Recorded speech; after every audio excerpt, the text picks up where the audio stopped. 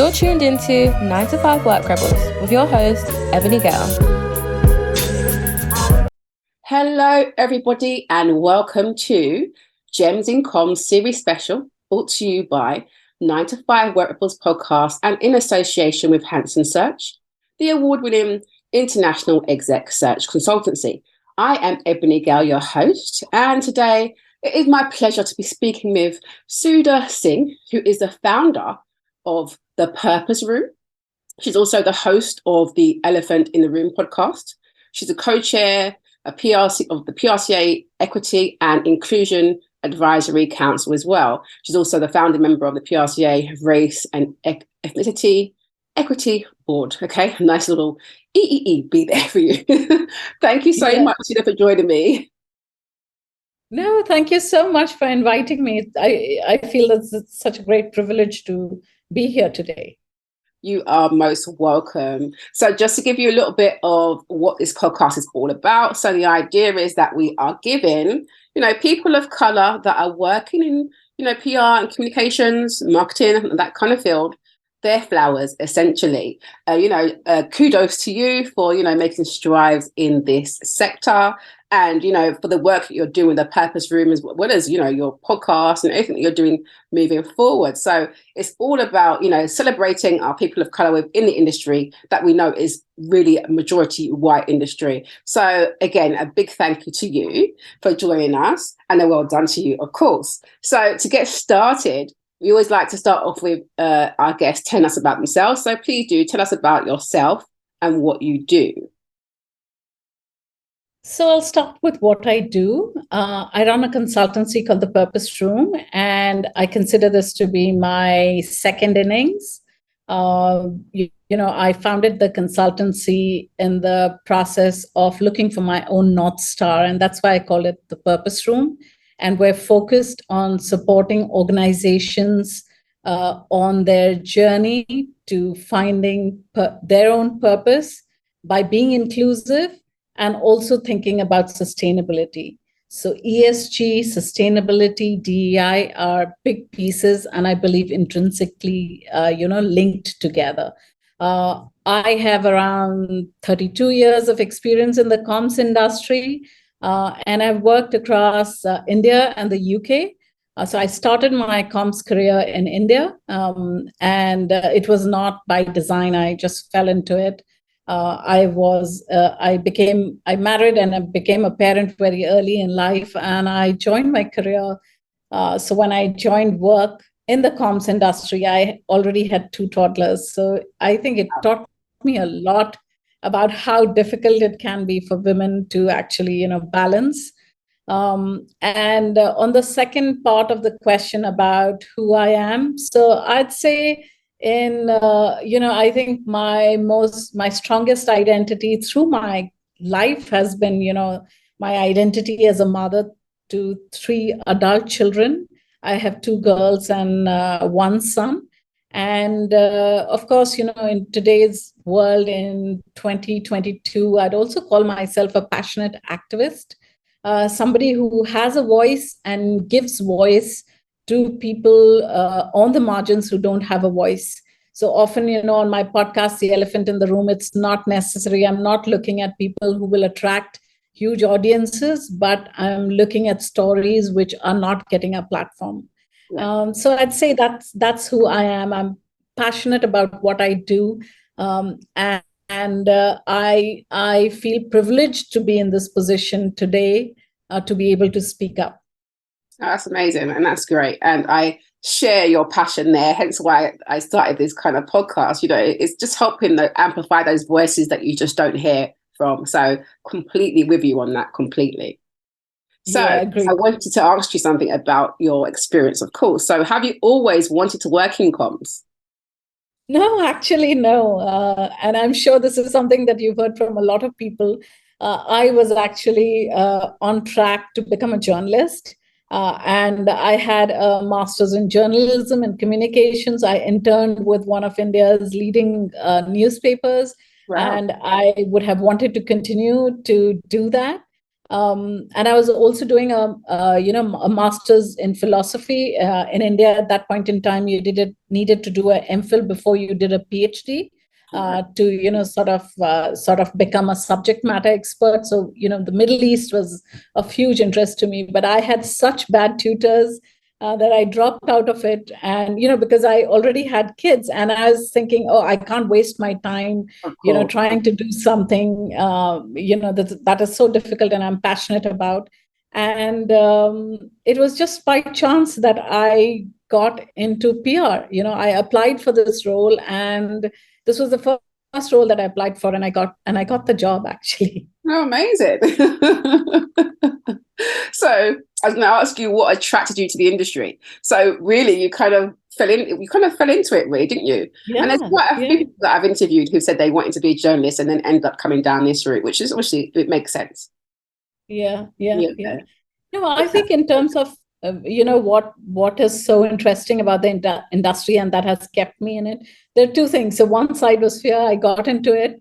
And as a young mother, I didn't want to go out and have to look at another sector or at another career.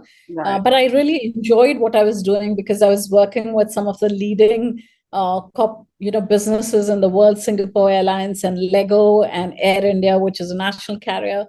And I really enjoyed the mix, the differences, the crisis, the constant learning that was there. I really enjoyed that, and also the engagement and looking for how best to service your very difficult clients, actually. Yeah, absolutely. But that sounds fun though, because you've worked across some really interesting brands there you mentioned. So absolutely interesting.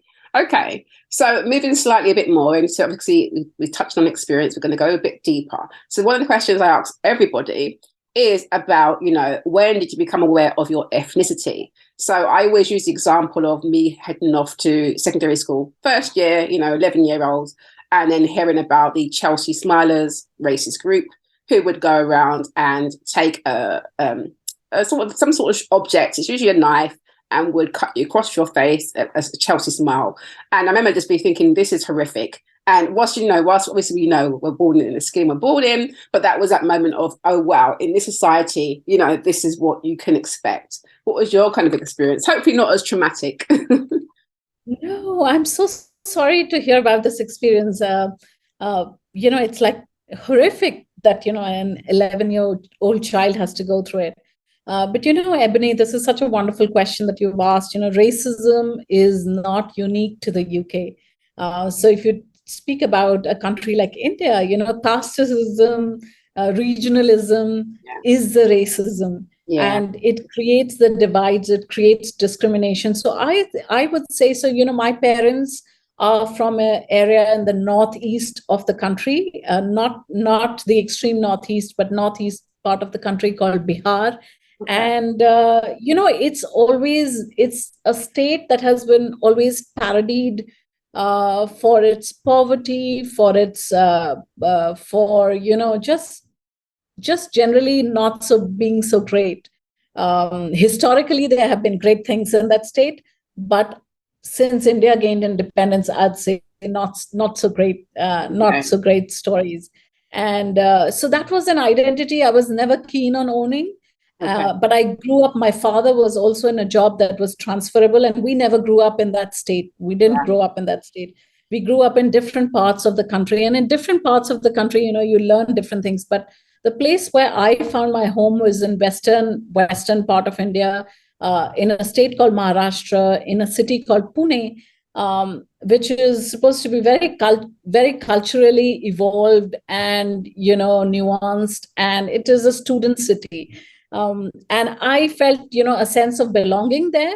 Right. And some of it, I recognize as an adult that it was also because I did not want to have people make fun of me for being from that state. Right. And Indians tend to do this. It's not just about that state. It is about other states also, that they make fun of accents. They make fun of, people. And I think the first, so when I was in school, I would say maybe third grade or fourth grade. And I knew I didn't want anyone to know that I was from Bihar. I wanted people to know that, I'm from this state, I'm from Pune, and I belong here. And, my parents have worked here and they're going to be here. And after that, I'd say, after that, I'd say when I moved to the UK, I was a reluctant immigrant. I was like, I had to be dragged kicking and screaming there.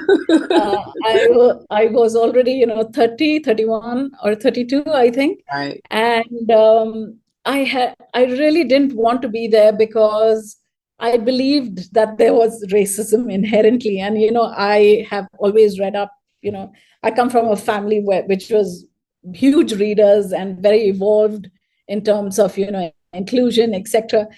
So I believed already, I had a mindset that, I'm going to face these challenges when I get there. And of course, the challenges were there. So I'd say that I had, so once when I was a child, and of course, then you constantly hear of it in India.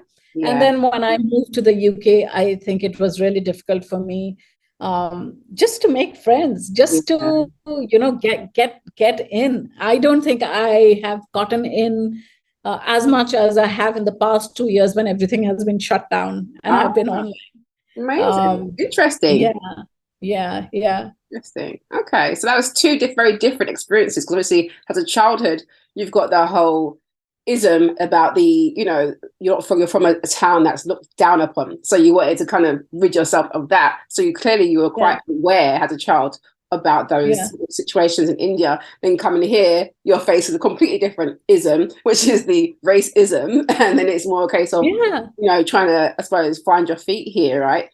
Interesting. Yeah. Really, really interesting. So very interesting. And I'll also just add, my grandparents were freedom fighters. Amazing. And my father was an engineer who traveled the world a lot, and we had a lot of guests, international guests. And generally, Indians have a sense of deference towards people from the West. Okay.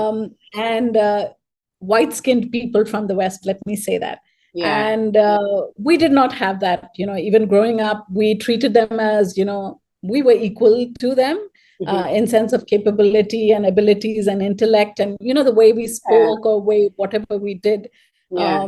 And so I thought that was, that when I was getting to the UK, I thought that was a big challenge because my brown skin became so obvious. And the fact that, nobody thought I was equal to them or, had the same abilities in spite of the experiences I had. Yeah, that's interesting as well, because obviously you're coming, that's a good point, because I don't know if you've listened to Katrina Marshall, because she's from Barbados. She spoke about coming here and then the differences, coming from, a place where it's mostly black and brown people or whatever, then you come here and it's very different.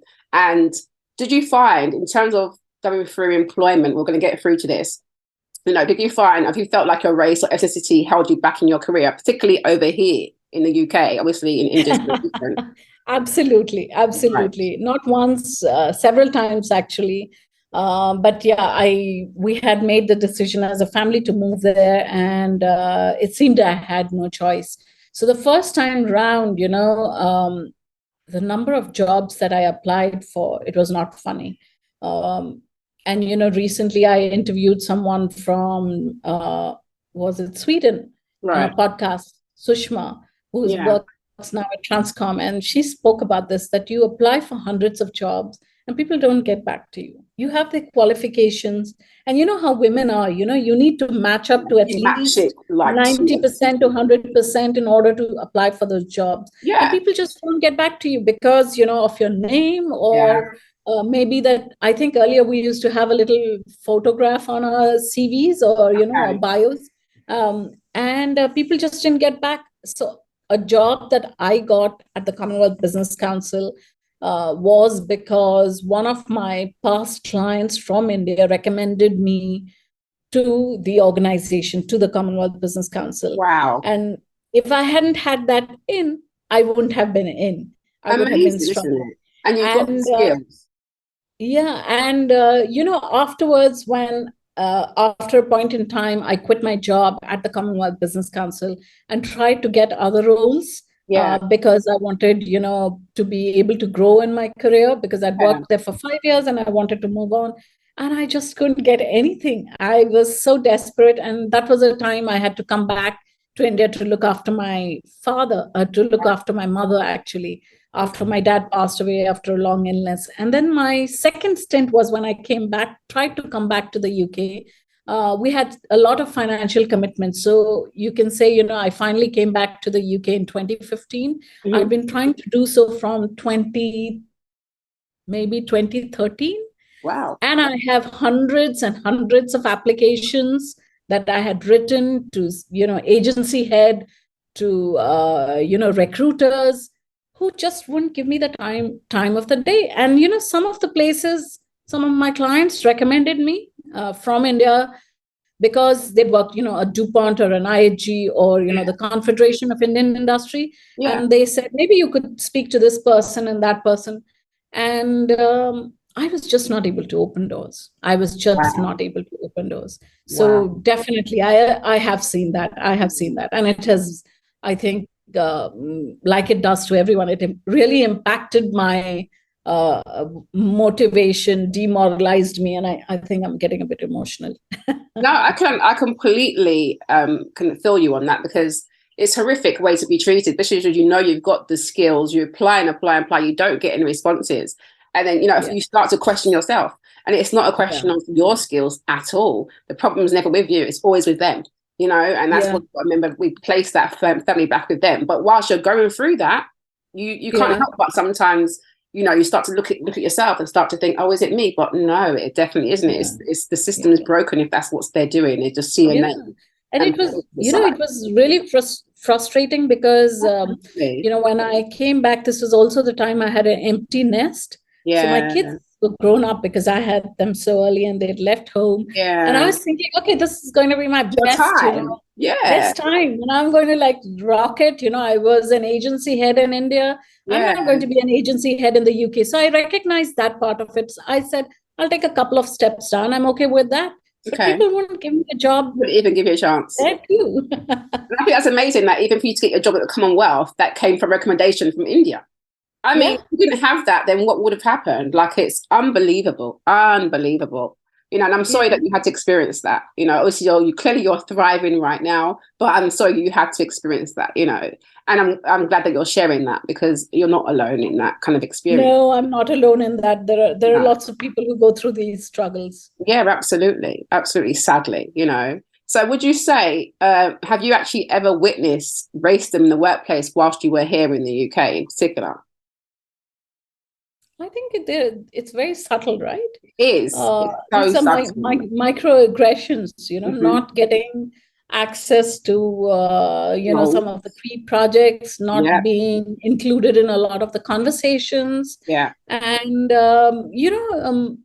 for me, I think it was my, the timing of my trying to come back. I mean, I thought I was in my mid-40s when I started trying, and I got closer to 50 by the time I got back. And it was, I think, the intersectionality of the whole thing is that I'm a woman of a certain age. I'm brown. I'm, I'm an immigrant. And people like that were not in the boardrooms, were not in leadership positions, even in 2015.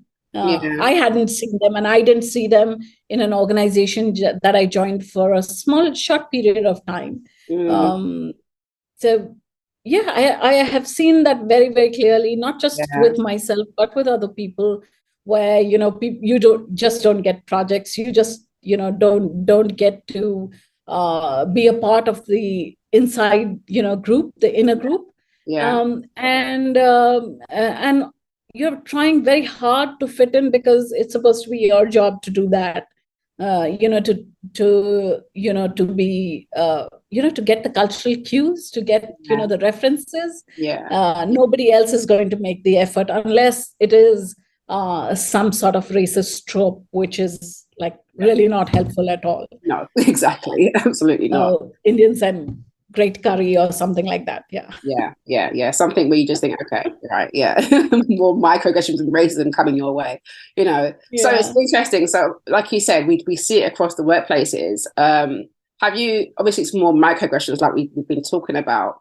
have there any examples of how it's been handled, or was it just not handled in the cases that you've seen? I don't think a lot of it was handled. I don't think, it's only after, the tragic death of George Floyd and the Black Lives Movement that people have started finding their voice, that people have, found the courage to speak up. Otherwise, people were just, okay, I just have to, like most, brown people or Black people, you just want to put your head down and do your work and get on with the day and do your best because this is what you're taught. That you just have to get on with it. Get on with it, and try to avoid, any situations that are conflict situations, because what would it mean, Mm-hmm.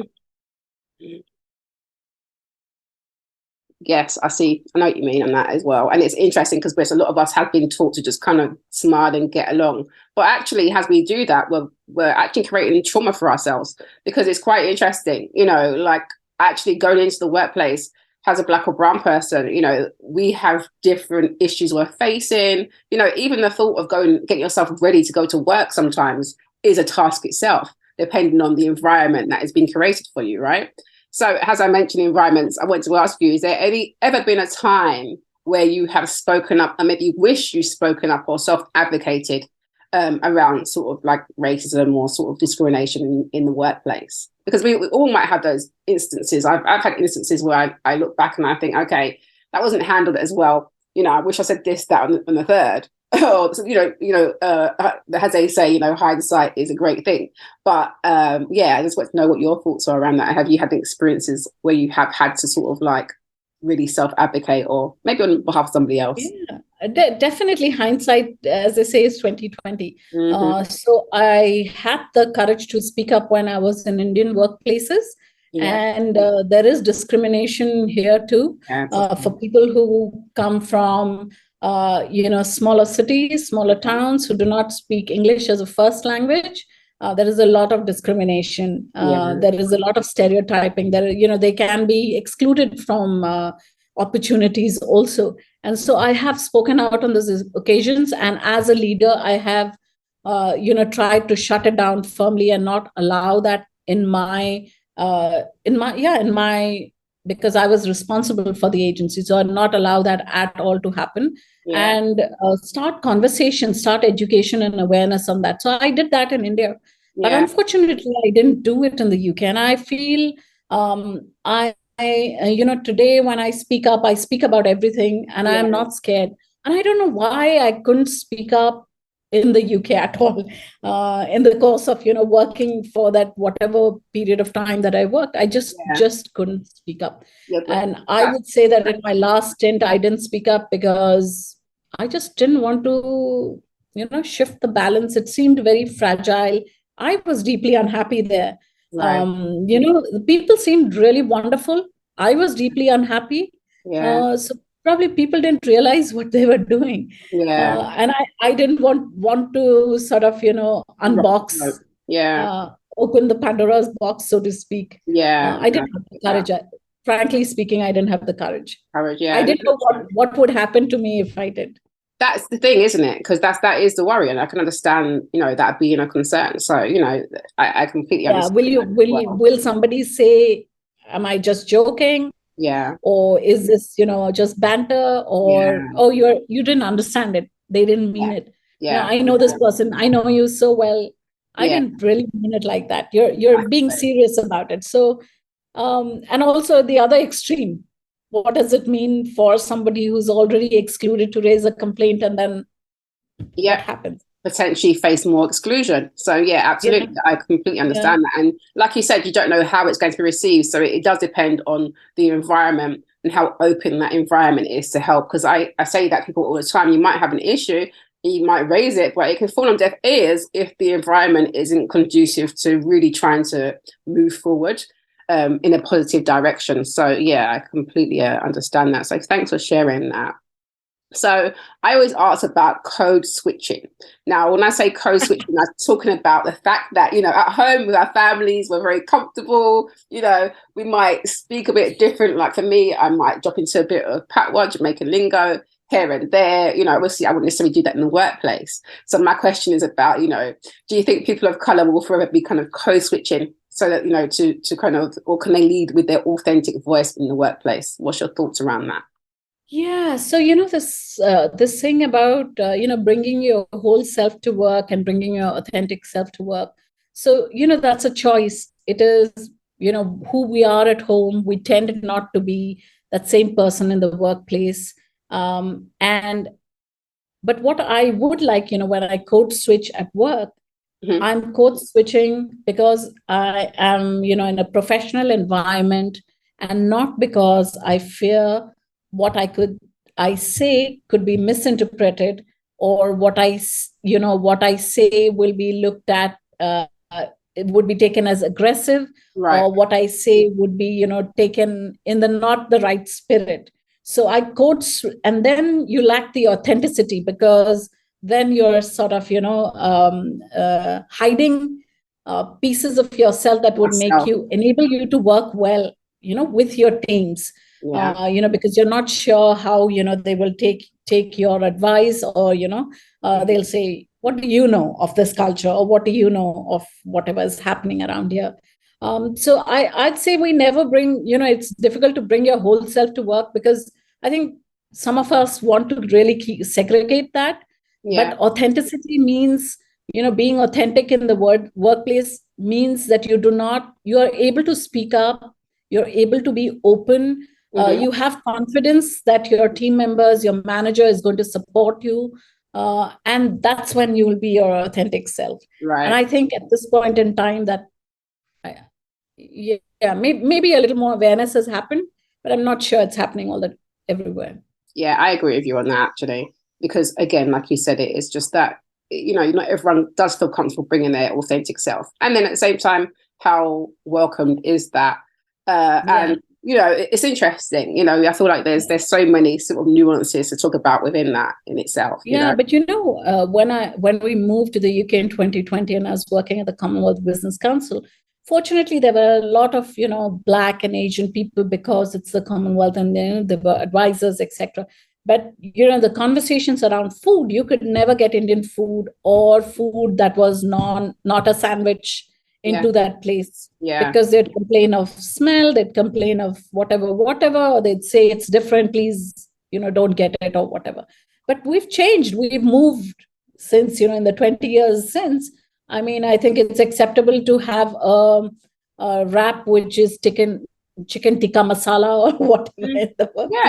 Yeah, you should be able to, but it depends who you work with or who you speak to. Yeah. But absolutely, yeah. I think it's unbelievable that, Commonwealth of all places would be discriminating against people bringing in their cultural food. It's just it's quite oxymoron, isn't it? It's just like, what is going on here? Yeah, absolutely. But there are it's about, my food is the best. Nobody else can get anything else. You can't eat what you want to eat. It's just crazy. It's absolutely. No, thank you for sharing that as well. So my next question for you is around obviously the industry. Now, when did you become aware of the kind of color bias within the PR and comms industry? Was you always aware, or was it something that you kind of picked up on when you came over here, or what was your thoughts? So I think it was more in my second stint. In the first stint, I was just trying to survive and get by. I had young kids, I had a family. I had no time for, thinking about how I'm feeling. Right. It was just about getting on with the job and getting with it. It was during my second stint that I realized that, because I couldn't open any door for myself.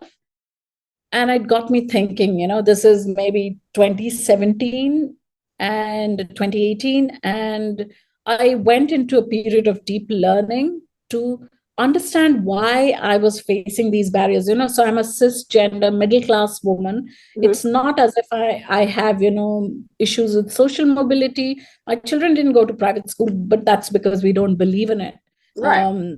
It's not, and we wouldn't have wasted that money anyway if we had it. But so I'm from the middle class. I shouldn't have, in the UK, shouldn't have had to face these problems, ideally. So I went to, sort of do a bit of digging and, do soul searching and do a bit of learning, a lot of learning. I went to INSEAD. I'm a certified EDI trainer now and an equality champion. Yeah. And I wanted to learn about the laws and legislation.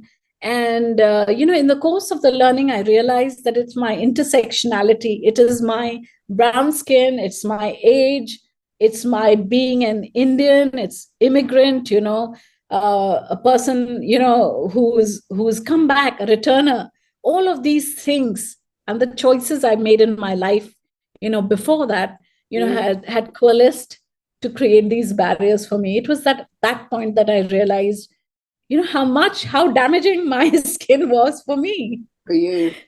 Interesting. But it helped me to find courage. It helped me to stop being that person I was before, who just had to get on with, work and do her job well, because we are all, like I heard one of your previous interviewees speak that, we work harder, twice as hard. Everyone works hard, in the industry, but we feel we have to overcommit in order to shine or to do well. Absolutely. And so, in at this time, I found my North Star. I know what this challenge is, and I know what challenge I'm facing, and I don't want other people to face this challenge. And that's when I became a sort of a DEI activist and advocate, and started doing a lot of industry advocacy, speaking up about it.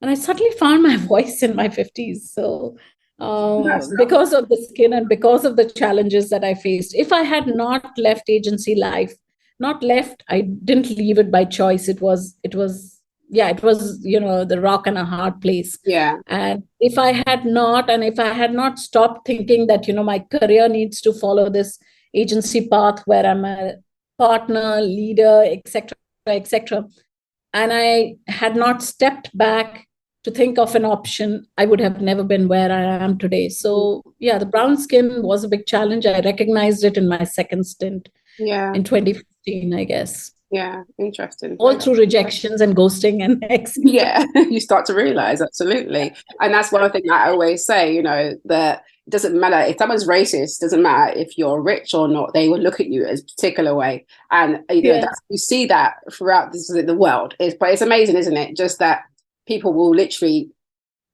take issue with you because of the skin you're born in. I still find it really perplexing to this day. It's just like, you don't have anything better to do in your time. Why? It's absolutely crazy. Actually, there is a whole industry which perpetuates this kind of thinking. It's not by chance. People are continuing to perpetuate these stories around the divisions and divisiveness around Black and ethnic minority groups, and so it's never going to change until our voices become stronger and we are able to stand up. And more louder, absolutely. Yeah. So as we speak about, being born in your brown skin and, using our voices, like you said, I wanted to say that it's interesting, isn't it? Because when you look at us on a global scale, we are the global majority. So essentially, absolutely, we need to definitely look at amplifying our voices, because really there's more of us. So clearly there is some sort of, the balance is off. We need to get it back. Absolutely.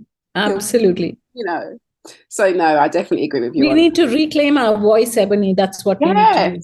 Absolutely agree with you. But also we need to make sure the voices are being welcomed. Or not always being welcomed. Sometimes we just got to push the doors in and we just got to, kick the doors down. But I suppose we just got to make sure we are having almost an equal footing to get ourselves out there. And I think that's the difference for us in terms of, supporting each other and making sure we're sharing and, supporting each other in this kind of, mission. Because it is not mission impossible, it's mission possible, okay?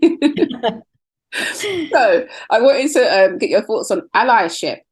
So what are your thoughts on allyship? What does it mean to you? And, can you share an example of good allyship? You've got some people who just do not like the term. You got, I just don't know. How do you feel about allyship? I think allyship is a term that captures it effectively.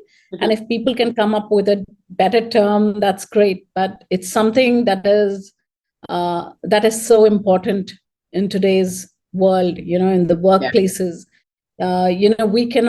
We are discussing just now about breaking down barriers and finding our voice, but we cannot do all of that without allies who are in positions of power in the workplaces at this point in time.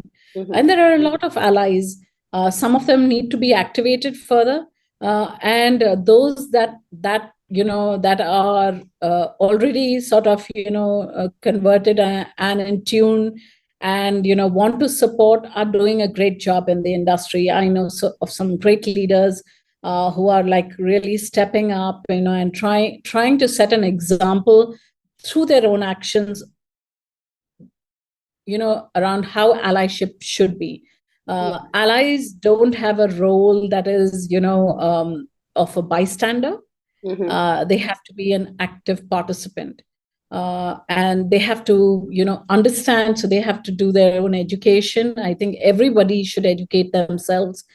They shouldn't ask other people to educate them about, what the challenges, city. But there are many different, if you look at all the protected characteristics, whether it is disability, whether it's age, social mobility, neurodiversity, we need allies who understand that people are different, and each one needs to be treated differently. Workplaces can be designed around the needs of not an average worker, but around the needs of different people, individuals who exist in that organization. There's this myth of the average worker, and we design all the workplaces around them, and that causes a problem. Because if you design workplaces around the current system, it is what you say, it's hugely white, and it is hugely in positions of power, middle-aged, and gray and male. So you cannot design solutions around that. You have to think of the different, aspects, different characteristics, different, the protected characteristics, and design your solutions around that. And allies help you to do that. Allies use their power to, they open their networks, they help you to, step up.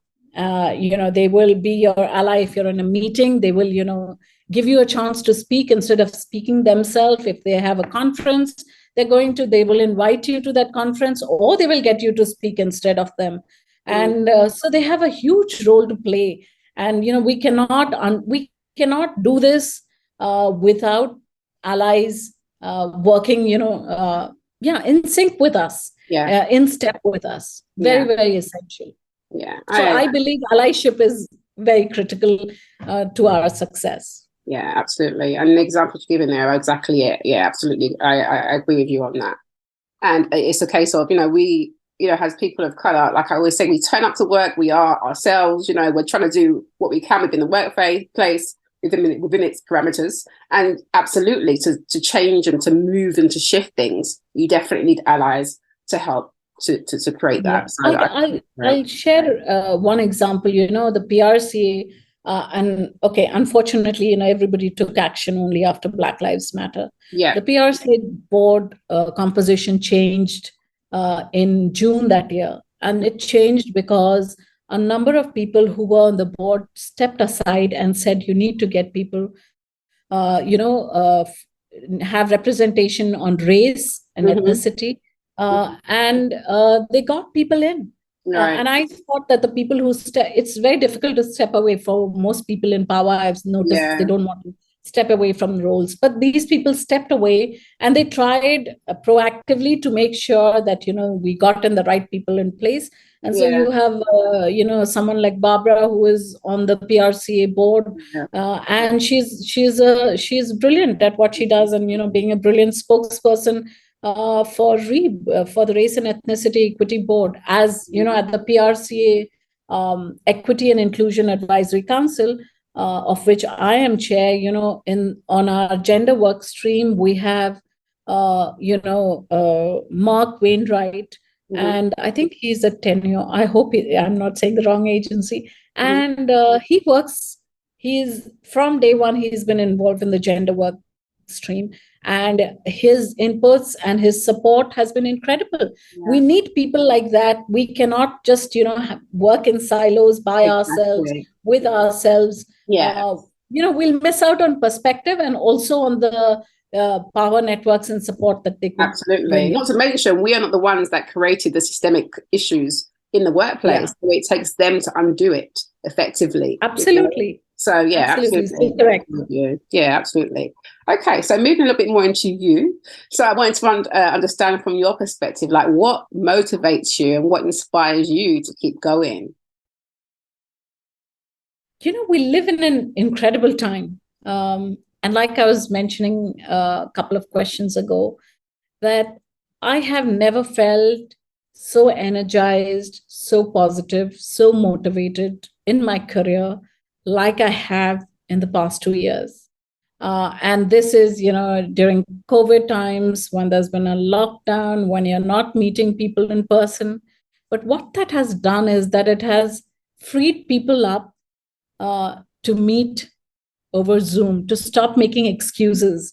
And I'd say I've met more people who I believe will be a part of my professional and personal life in the future in these 2 years than I've ever met in the past 20 years in the UK. Wow.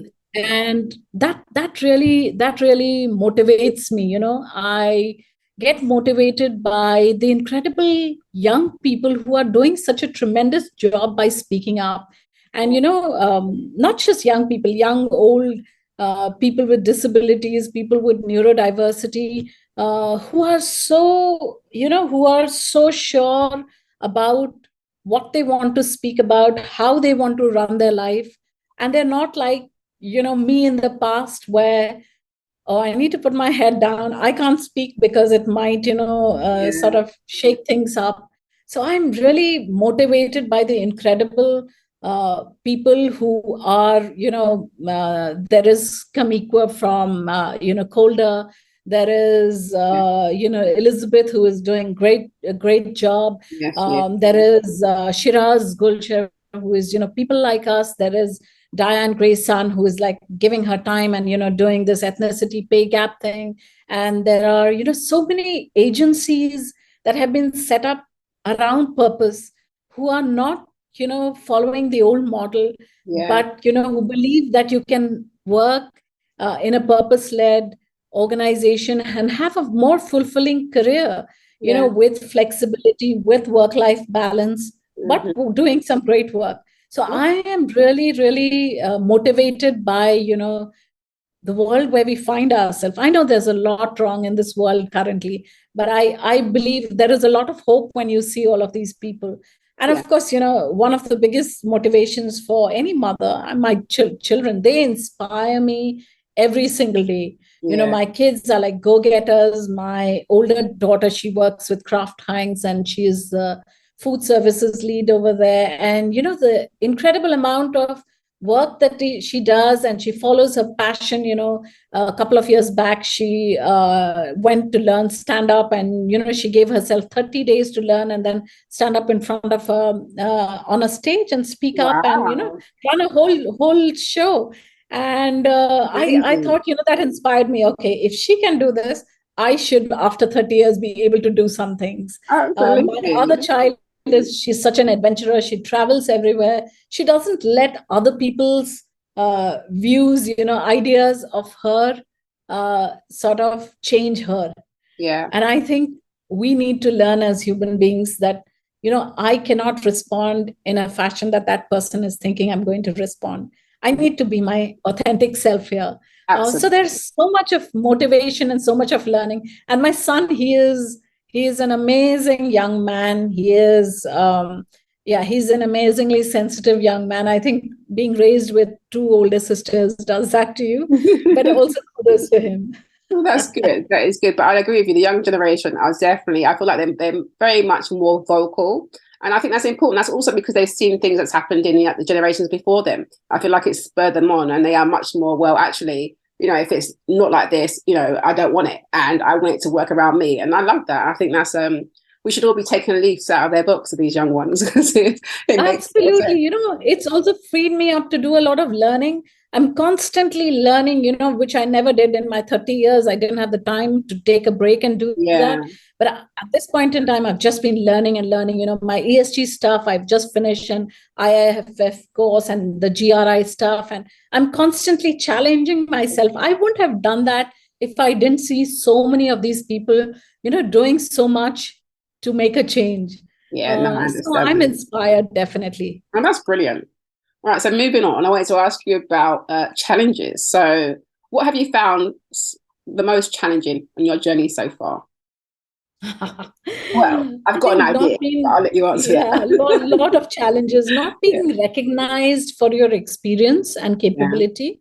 In my second stint in the UK, I could see that people who were coming from outside, who had international stints in the East, were coming in and taking up very senior agency jobs, and they were all white. But I couldn't get senior agency job. That was not open to me. So that was like really, that was not a great feeling. And the other challenge I would say is, when you, for example, now, even now, people don't recognize me for my capability. They recognize me for my advocacy. And they don't think of my experience. They think of my DEI capabilities. They think of, the work I'm doing as an industry. So often it misses out. So what happens is that people conflate that with me.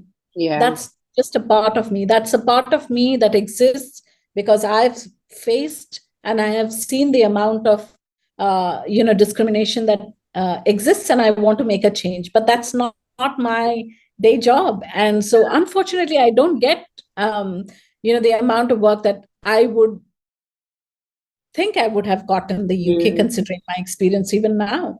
And so that's the reason why I find it easy to come back here and stay here and do some work here where people recognize me.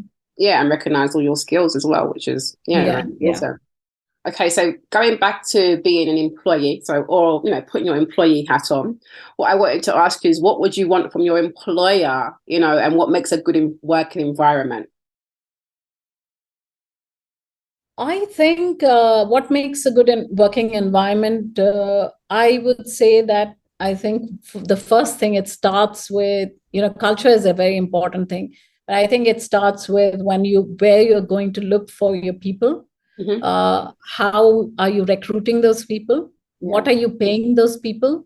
How much transparency is there around who gets the project, who gets promoted, who gets to represent the organization?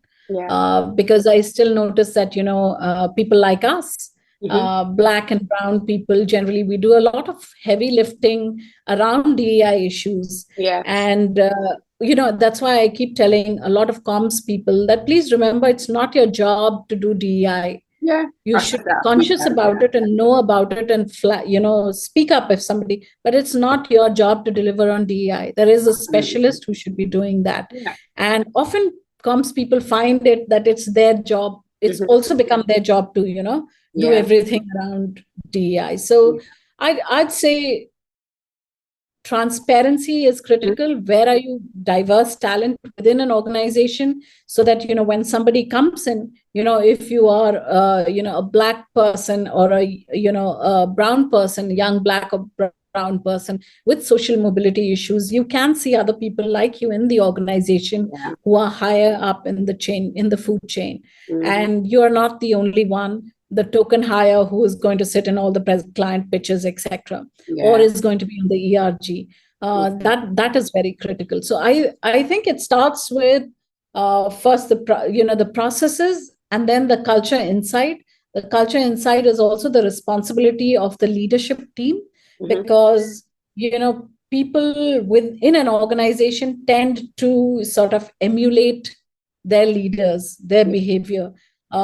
Or imitate if it is bad behavior. And that bad behavior is very easy to imitate, whether it's, bad working practices where you expect people to be available 24/7, or, you work with only a group of people like, who look like you. It's very easy for people to do that. So I think leaders need to start with that inclusion, have that commitment, and only then will it filter down to the lower levels. And of course, role models, not every organization will have role models internally, but help your young people to see that you have role models outside in the industry who are doing well. We can do that.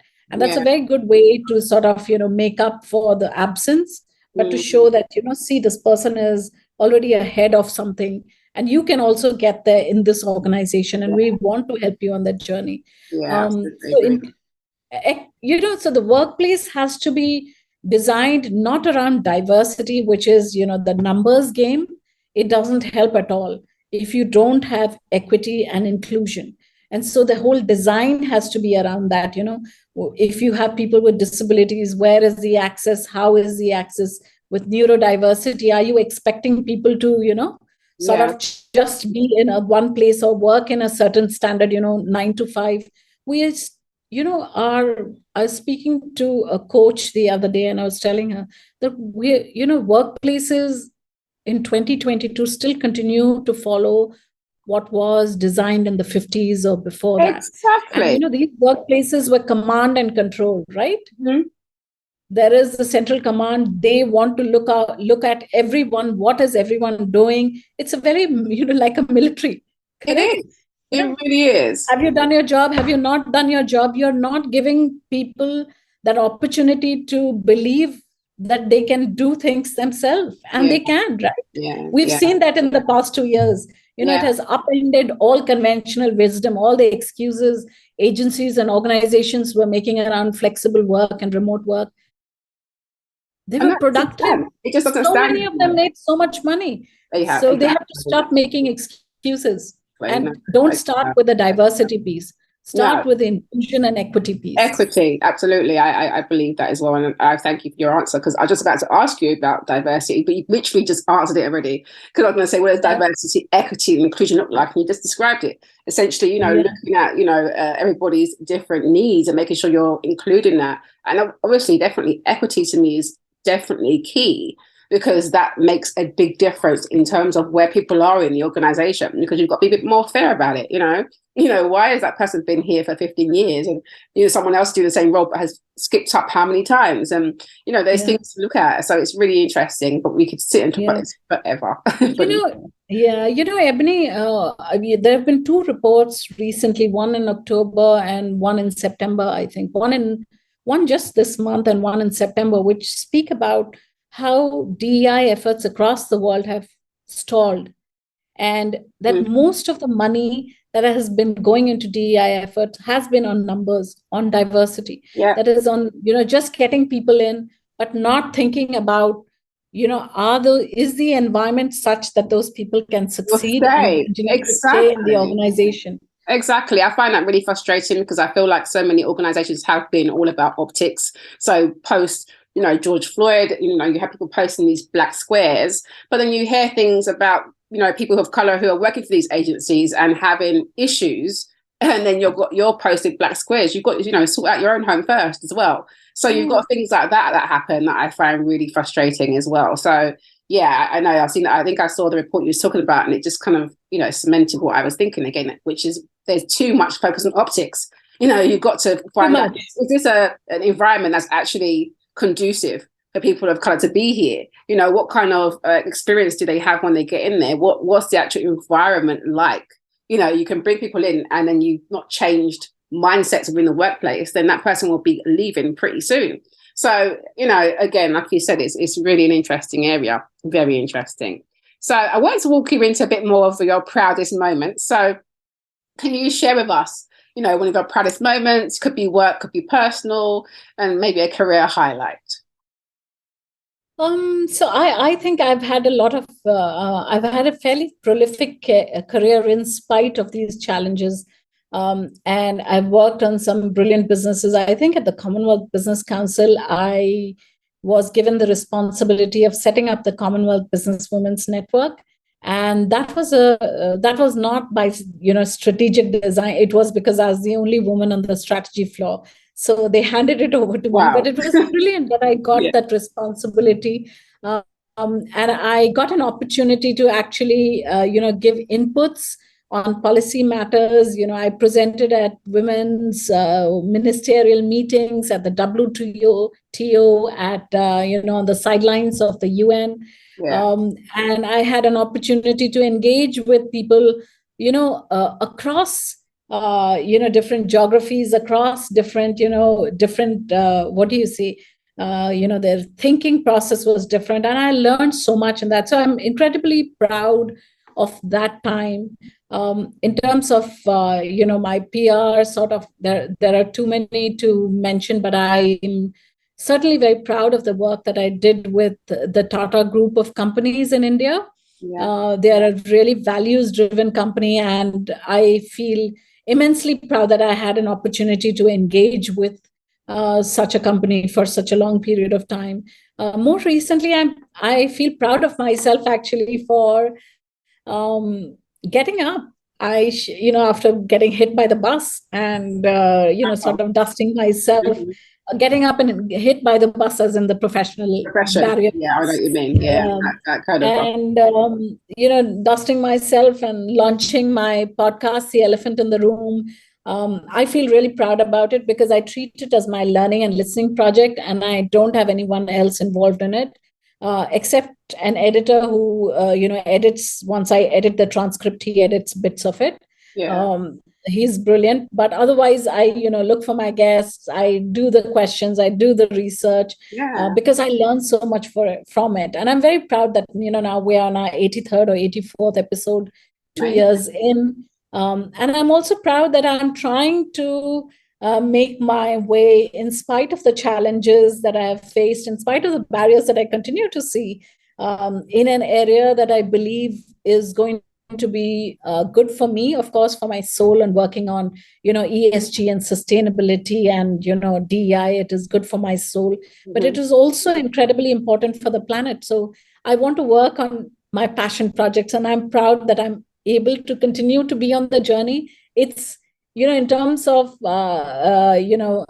having, what do you say, hit pay dirt. I've not done that, but I continue to persevere because I believe that this is an area where I should be, working in. So I feel proud of those small decisions. That's good. Those are great decisions, big decisions, and that's something to be proud of. Absolutely. And it just sounds like to me you're very happy because you're in alignment with what you're doing, and there's nothing worse than actually going somewhere and not liking where you are. I've been there, or not feeling appreciated, going to a workplace that you're just like, hate, or just, have so much issues, and it affects your mental health. It affects everything, the stress, your body, Absolutely. Your well-being. So finding somewhere where you're happy is the aim. So at least you're happy. You can see it, you look like you're very happy. Yeah. I love it. I am. Yeah, I can see that. I like that. So talking about the industry again, I wanted to get your thoughts on, how you think the industry will evolve over the next few years. There's lots of changes going on. Do you think DEI will still be on the list? I do feel like it's kind of slipping down. But what do you think? I think the industry is evolving. And I think the future is going to be about agencies and consultancies that have purpose and are purpose-driven and have leadership which believe in being inclusive, which believe that, unless they are inclusive, they cannot advise their clients at all. And I believe the future, if this industry does not transform, we are not going to be able to survive because, we've just found our seat at the table during the crisis because it was a crisis period. Yeah. And we have that option now to actually step up and, own up the issues that we as an industry have not addressed and make those changes. At PRCA, Barbara's done a phenomenal job in keeping us focused on the ethnicity pay gap, on, just the industry pay gaps that exist, on, the issues of social mobility. Yeah. We're working on disability. We are trying to make the industry more inclusive. And I think if you look at the future, if you look at where the talent is, millennials want to work in places which have a purpose, which have a DEI commitment, And this is not me speaking, it is research shows that.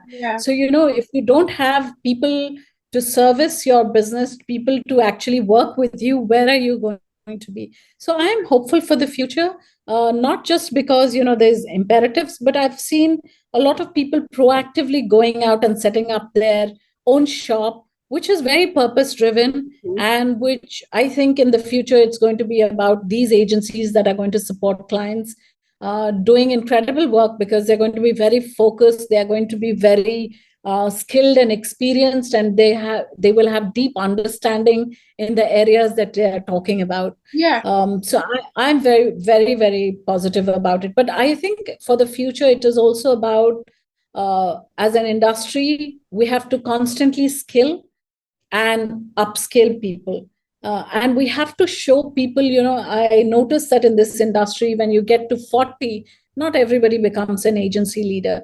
How do you give them a path that is fulfilling and that, considers their changed sort of situation by the time they're 40? How do you ensure that they have a fulfilling life and career post that? And it's not just, the boring job that they're coming to because they get such a fat salary. Exactly. Because I feel like we're in a day and age where, well, for me, I've always been a person I don't think that it's just about the money. You want to have the happiness. Obviously, there's a lot of people and a lot of people are much more in that alignment side of, I want to work with something that has purpose and I want to be paid, well for that. But I'm not just going to be, turning up to be your token person while you pay me all this money. Not everybody's comfortable with that. So it's very interesting. Very interesting. Yeah.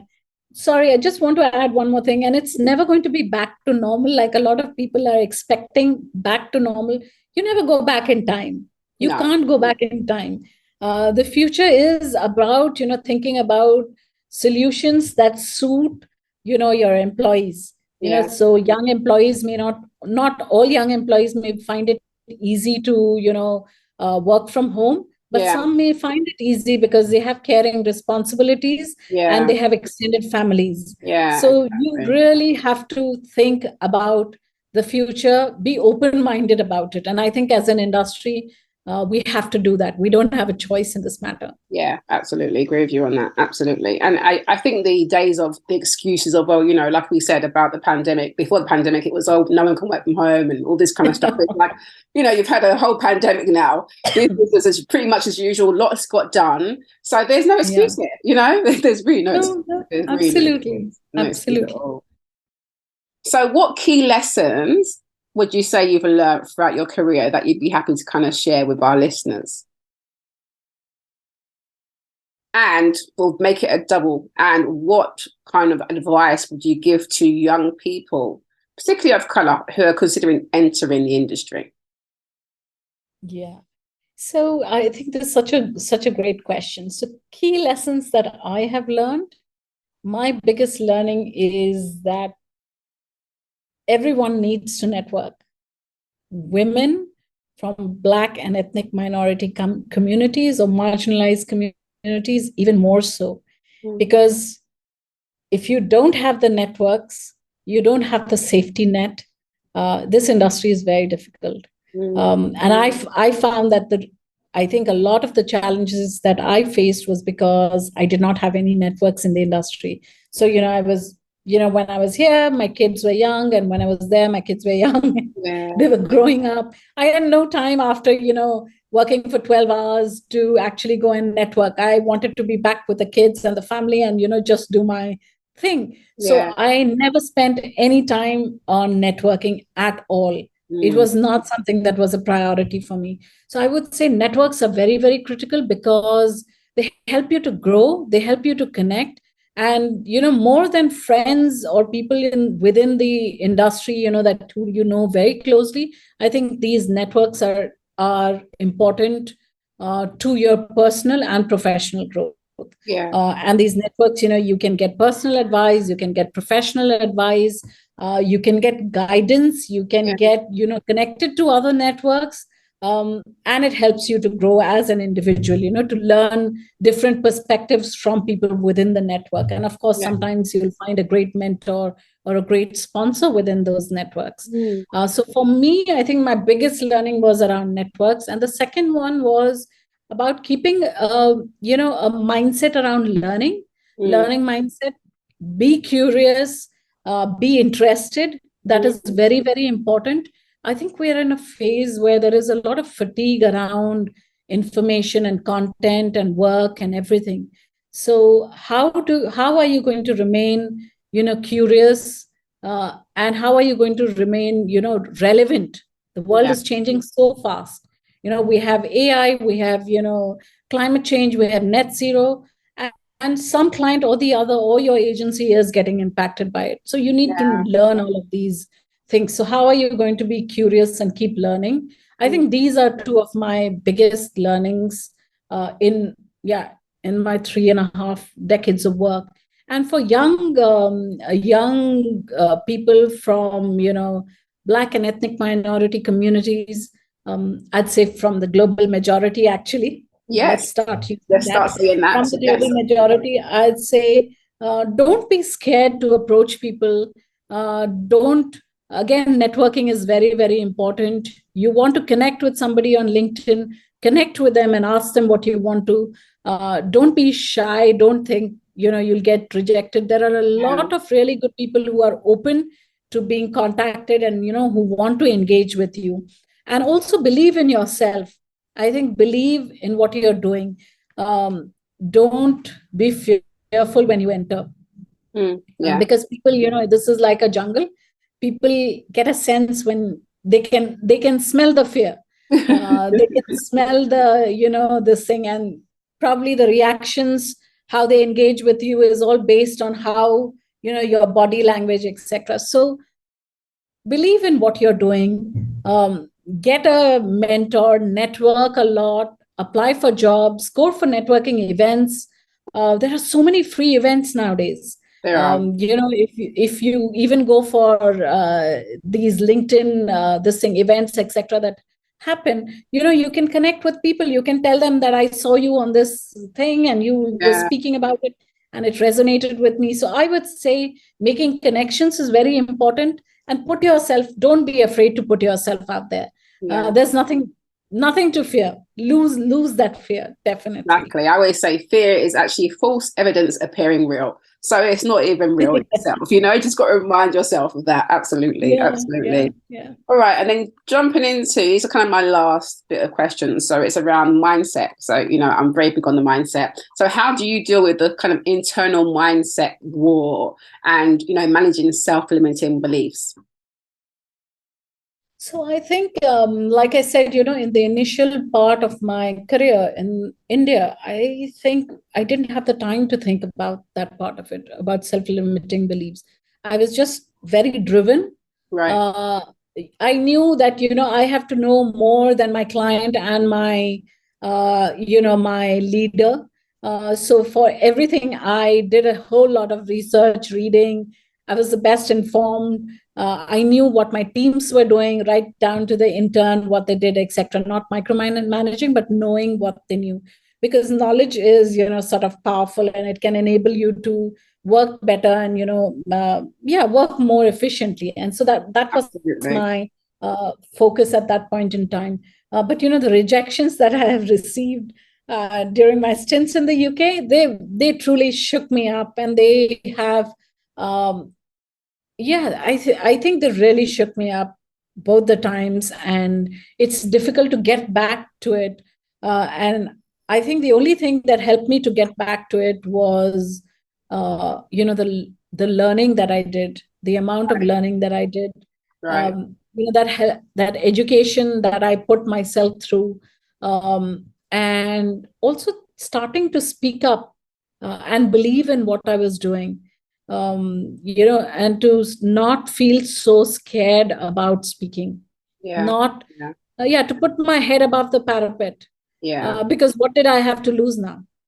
So I think people should be like that mostly, not because they faced a barrier, but just present yourself every day very consciously, very intentionally, and know about what you're doing. I think that is very critical. I mean, no amount of confidence is going to help to limit your lack. If you lack knowledge, about the work that you're doing. Yeah. So of course, learning is very critical, but also, also turning up intentionally and authentically, which you were speaking about, and being able to even admit to failure or admit to the lack of, knowledge on something so that you can learn and progress.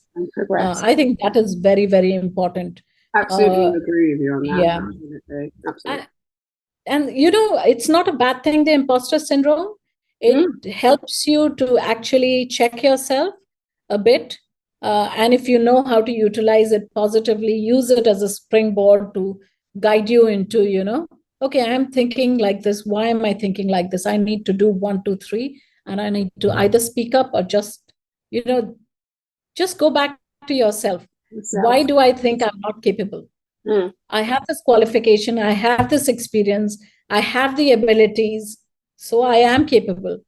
I am not going to let other people decide for me. We often let other people define us, and that's a challenge. So help yourself by understanding who you are and what you know and what you do. Yes, I agree with you on that one completely. It is definitely about understanding who you are and not limiting yourself in mindset, because a lot of the times we actually limit ourselves. There's no one telling us we can't do such and such. It's usually ourselves telling ourselves that we can't do that. So we have to learn to be our own best friend, essentially. So looking back over your journey, would you do it all over again? That's a really good question. Looking back on my journey, it's really difficult to give a yes or no answer. But I have enjoyed my career so far, and I believe that if as an industry we were not so what do you say, obtuse and more inclusive, I would enjoy being a part of it, because I believe I have a lot to learn from the industry also. It's not as if my experience is the best and it's the most brilliant, but I would have loved to coalesce all my experience, learn from others, and be able to be a different person, bring a different professional set of skills. So I would do it. I'm not a regrets kind of person. I would do it again. I'm like that. And I'd probably be heading an agency in the UK. Okay, so think about that. Nice one. Nice. Yeah, I'm with you. I'm not a regrets kind of person, because I believe that everything we do shapes us and creates us to where we are now. Essentially, absolutely. Resulting where we are now. So you've got all this lovely wisdom to share because of the experiences that you've sadly had to go through. Totally agree. Which is really interesting. Absolutely. So this one, I like this question because depending on what the answer is, it's usually can be quite hilarious, which is, what's the best and the worst advice you've been given? So sometimes the worst advice can be something that was given maybe with good intentions, but just doesn't work well. Like, I don't know if you've watched the interview done with Jennifer Thomas, and she speaks about someone telling her that she should be more aggressive. I'm like, whoa, that is one of the stereotypes that Black women get all the time. Do you know what I mean? And they're telling you to go and be aggressive. So it was an interesting one. It was probably had good intentions, but wasn't quite the best advice. So so I think that I think I have quite a few worst advice. This thing about being aggressive. I think a lot of people found my confidence, even in India, my confidence, my knowledge, to be sort of, you need to tone it down a bit. And though I was never someone who, shouted at anyone or screamed at anyone or anything, but it was still seen as, because I was assertive, because I knew what I had to do and what was good for me and not, I was told to tone that down quite a few times, actually, not just once. And then the second piece of worst advice that I've been given quite a few times, actually, is that why don't you just move back to India permanently and work there because you're recognized. But, I'd say I have family there. My kids are there. My family is there. I'd like to be there.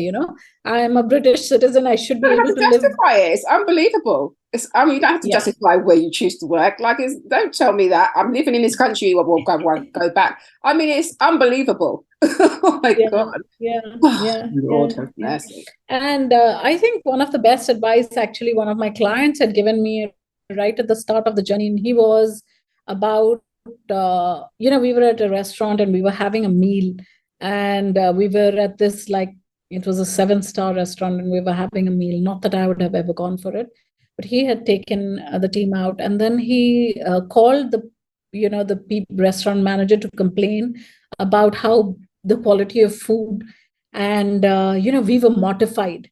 He didn't he was a very soft spoken person, but we were mortified that he's doing this, because you're not used to doing that. And he said, when you go to a place like a restaurant, and this is a service that they provide you, it's not that you're in your house.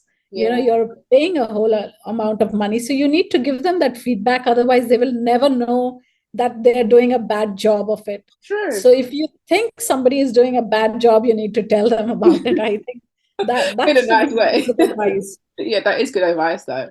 That is good advice, because otherwise you just keep turning a blind eye on it, and it just gets worse, doesn't it? So that is good advice. That is really good advice. So, and my last question for you is, do you have any rules that you've implemented along your career journey, to help you keep going, or, little things that you have that you wouldn't mind sharing? So initially, in the initial years, I've always had this rule about, my time with my family. For the longest time, my kids didn't know what I did. They knew I did PR, but didn't know what PR was all about. And it's only when they've become adults that they understand better about what PR is about. And I believe that that's so critical, not to carry your work into every conversation. Now we work from home. They see me working, but I don't have to, it doesn't have to subsume me. My work is not my family. My work is my work. And, this is something that I tell people all the time.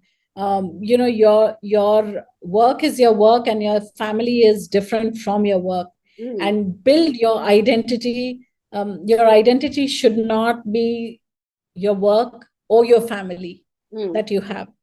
And I think for me, for a short period of time, my identity was very highly linked to my work. When I moved to the UK to India for that short stint, because my family was still in India, and I didn't do anything except work.